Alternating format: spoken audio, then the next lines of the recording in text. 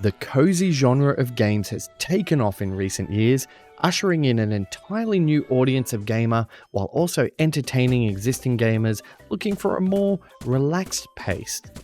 I know these days I would happily hang up on the Call of Duty and lay down my arms if it meant I could just farm and fish to my heart's content. It ain't much, but it's honest work.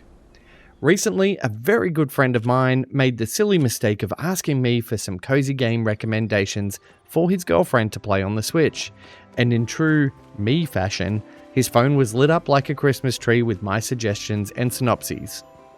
Now he's blocked me, I figured out that this was the next best platform to share what I think are the best cozy games on Nintendo Switch.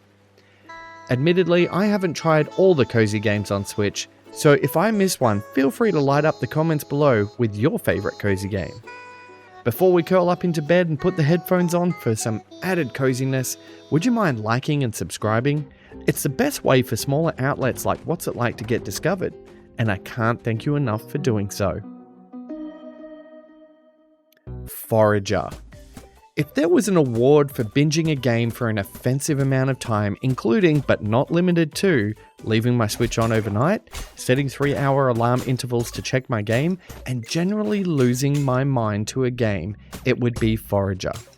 Forager was made by Mariano Cavallaro from Hop Frog, and the story on how it came to be will emotionally punch you in the heart, which you can unlock by playing the game.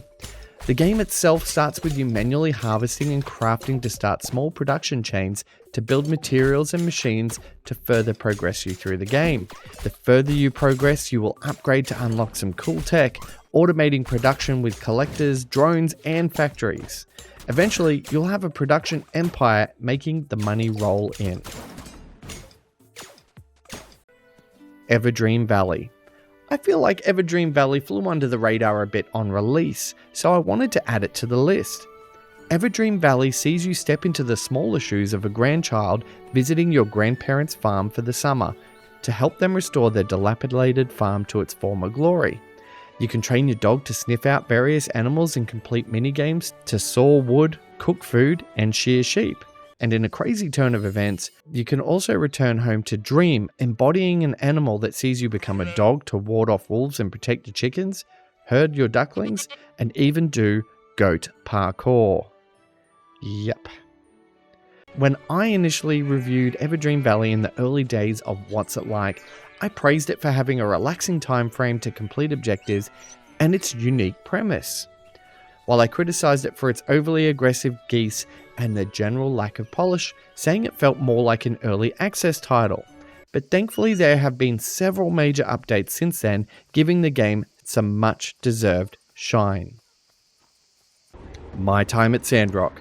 There's a new review incoming on this one, but my time at Sandrock has improved in leaps and bounds since its lackluster launch. My time at Sandrock follows the formula of My Time at Porsche and sees you compete to become the best engineer in town. To do this, you will make friends, scavenge wastelands, and even fish in the sand. It's a fairly relaxed game in terms of progression, so you can try to climb the ranks at whatever pace you feel comfortable with. The game also allows you to make friends, expand your workshop, and build improvements to the town that will unlock new areas. If you're interested in My Time at Sandrock, stay glued to What's It Like for the re-review coming soon. Paleo Pines. If you set Harvest Moon in the prehistoric era, you would have Paleo Pines, a super cozy farm 'em up that allows you to enlist the help of some dinosaur buddies to rebuild your inherited farm. Now, while the story may not venture too far from the tried and true tropes of farming cozy games, the dinosaur aspect certainly makes it interesting by allowing you to plow fields with a Triceratops or water them with a Gallimimus. It's a cute and enjoyable farming game that suits all ages, and I thoroughly enjoyed my time with this one. It should also get bonus points for including the Ankylosaurus, which is this reviewer's favourite dinosaur. Endless Ocean Luminous. The game that has recently divided the internet. Endless Ocean Luminous may not have been the glorious return to the Endless Ocean series that fans were hoping for, but it's a relaxing diving adventure regardless. Players can join up to 30 friends to scuba around randomly generated ocean areas to document and scan local wildlife. The game has no resource management to worry about and simply allows you to dive for an hour to find as many creatures as you can and hopefully find some elusive legendary creatures like a lightning shark or a coral-covered giant turtle. I thoroughly enjoyed my time with Endless Ocean Luminous, and when I feel like a bit of a brain reset, I put on the scuba gear and float around online. Fay Farm. A unique, cozy game that feels like Animal Crossing with the magic of Harry Potter sprinkled in. Fay Farm puts you in a magical world of farming and house decorating that allows you to tackle dungeons, fish and farm to your heart's content, and even explore a mysterious world outside of your own. Fay Farm has a gorgeous art style and fun gameplay mechanics, with fishing being a particular standout, as well as an intricate crafting system that includes potion brewing. If you enjoyed Animal Crossing and Stardew, you can't go wrong with Fay Farm. Paria. I'm not really sure why this is an MMO, but Paria is a fantastic, free-to-play cozy game set in a big world that's yours to explore. You craft your own furniture, decorate and improve your home in perhaps what is the most customizable experience since The Sims. You can cook both simple and complex recipes. The MMO part just sees players wandering around and they can visit you to help out on your farm, but it doesn't really have much else in common with more traditional online games. There's no combat, so to speak, hunting is optional, and the game really strives to accommodate everyone. It's an amazing game, and the free price point means there's really no harm in downloading Paria to try it out. Moonglow Bay. I really enjoy Moonglow Bay. Sure, my dog was invisible during my playtime while reviewing this title, but aside from that, the fishing, cooking, and general wholesomeness of the game is a delight. There are some heavy themes like overcoming grief and letting go of loved ones, and it's quite a beautiful story. The fishing mechanics are great, allowing you to pilot your boat around the varied waters of Moonglow Bay, setting lobster traps, casting nets, and using a variety of traditional fishing rods. The game also mixes it up by allowing you to restore the town, using funds you've earned from selling cooked goods via a vending machine.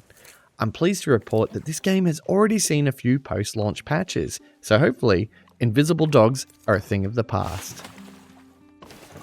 Animal Crossing. I mean, if you haven't heard of Animal Crossing, you probably don't have a Switch, or the internet, or paid much attention during the pandemic. Animal Crossing on the Switch was like catching lightning in a bottle for Nintendo, releasing here in Australia mere days before our lockdowns. The game is an amazing escape from reality, allowing you to fish, collect bugs, decorate, pretty much anything you want. The online features allow you to visit other islands and catch up with friends, as well as linking up with the community groups to help you complete that elusive furniture set.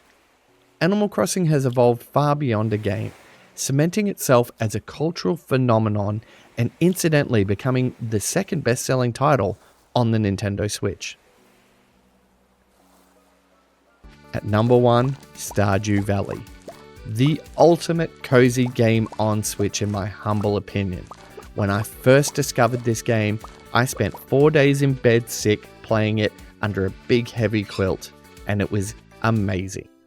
Stardew Valley just has something for everyone.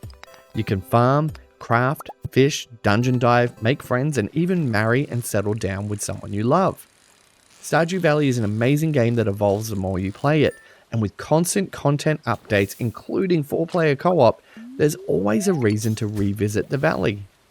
The new 1.6 update will be dropping very soon to offer all new items and locations to explore, as well as a plethora of quality of life improvements, further enhancing the experience. It's a great price title offering hundreds of hours of gameplay that you can play at your own pace. Stardew Valley is an incredible experience and an essential purchase for fans of cozy games. So there you have it. What are some cozy games I missed? I'm really looking forward to Loftia coming out next year, and I know there's plenty of amazing games that may have flown under the radar. I hope you enjoyed this list. Thank you for watching, and here's hoping that you have a cozy weekend playing games.